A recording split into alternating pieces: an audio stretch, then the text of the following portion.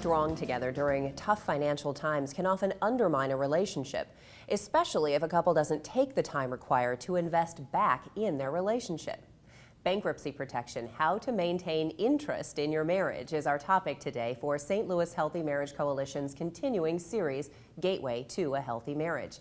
Joining us today to address our couples' comments and questions are Peggy Hinders, a licensed professional counselor, Pines Wealth Management's wealth manager, Lon Broski, and Kathy Day, the Assistant Dean and Director of Graduate Business Program at St. Louis University, John Cook School of Business, also a life coach. Now, considering how finances are a leading contributor to divorce, our couples were asked, how do they cope when money is tight or jobs are lost? Well, first, we don't think money is the number one cause of divorce. We think communication is, because we believe that and that has something to do with how we, how we cope with it. If you communicate with each other, again, you tell that person what your expectations are. Well, the first thing I think you cope with identifying it first that we didn't cause this. In other words, the two of you all. Because when things become difficult in individuals' lives, there's a tendency of couples to take it out on each other. All of a sudden, things that would have gone at patience, all of a sudden there's a lack of patience.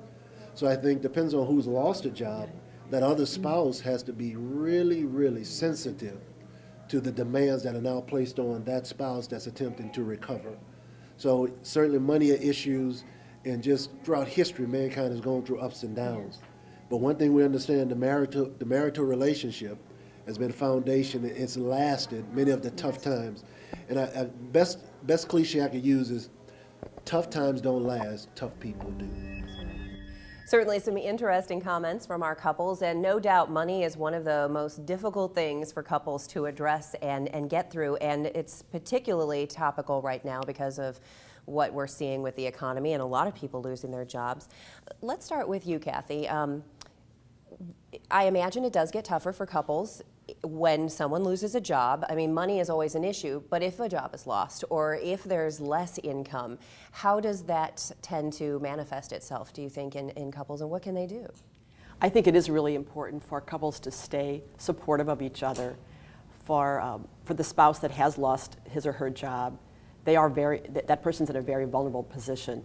So for the other spouse to really be supportive and encouraging is really important. I think continuing to invest in that marriage and do the things that really help that relationship stay strong, taking walks together, having a date night, even if it's a simple date night, and really encouraging that person and letting them know that loss of job probably has nothing to do with their self-worth. Encouraging them to get the help that they need. Hopefully they can get help through an outplacement company or perhaps some free resources like the Missouri Career Center. Now, Lon, you have an interesting perspective on this because you obviously are dealing with people who are working on their money and their portfolios and investing in the future, but at times like this too, I imagine it gets a little more stressful. Maybe people have to dip into money that they didn't think they'd have to, or they're seeing themselves losing money they didn't think they were going to lose. And that's where I think a basis of a majority of the arguments start, is because they're unsure as far as what or how to start withdrawing money out to get through these tough times. And often they don't take time out for themselves to discuss their fears or their anxieties about what they're going through and how to get through it. And that's where communication and lines of communication has to be open. And what you alluded to earlier as far as date night, even if it's a discussion 10 minutes before they go to bed, where the TV's turned off, they don't have any distractions, and they can focus on their fears and what they're going through, then you can kind of relate from a money standpoint as far as how to get through these difficult times and what they can really do. Now, Peggy, Kathy had mentioned that couples need to understand the pressures when one's out of a job. What about for the person who is out of the job? They, I suppose, also need to appreciate that the person who's going to work may have some issues. I mean, I imagine at some point there's a little resentment that gets built up on both sides if they aren't careful. Well, and like the first couple emphasized, and we all have talked, it has to be communicated. And each person has to tell what those needs are. Whether it's the person who's lost the job needs to be able to tell the spouse what his or her needs are, and the person doing the work needs to tell what his or her needs are. So communication is utmost, because during financial issues, And I think because of what's going on today, it is forcing couples to talk. Even couples who aren't losing their jobs, more and more people are talking about finances, which sometimes has always been that elephant in the room that nobody wanted to talk about. So communication is absolutely clear, and being able to say specifically what your needs are, whether you're the person who's lost the job or you're the person that's still in a job, needing to support the person who's lost the job. Does it change at all in this particular climate that we're in now because of the way the economy is, where it's not as good as it was 5 years ago? Do people, do you think, tend to stay more in their relationships because they have to financially, or is it more of a way for people to say, well, let's take a break from this? I'm wondering if you're seeing any changes because of the economic downturn. I mean, if divorce rate's at 51%, 80% of those who get divorced claim it's finances. And part of that is because of the stress it causes.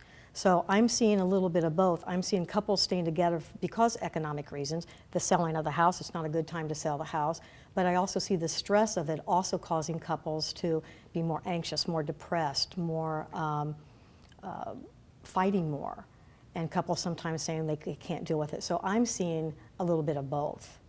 Is it something that you would get counseling on? Like if you were having a problem with infidelity, or you were having some other issue in your marriage, I'm not sure that people often think about a difference in the way you think about money as a reason to go to counseling, but perhaps they should.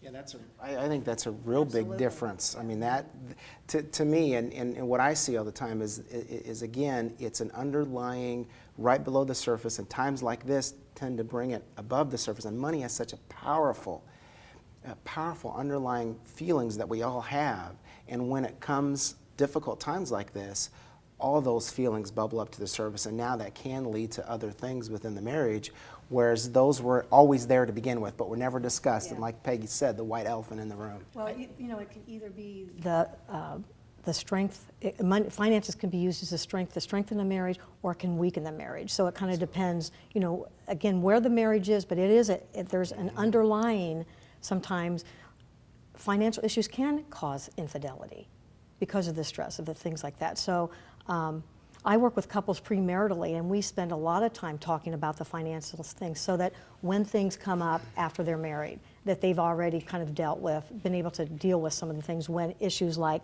job loss comes up or illness comes up. Where have they, I think we were talking earlier, the one where it's, most people don't plan to fail, they just fail to plan. And that's huge premaritally, and even in times like this.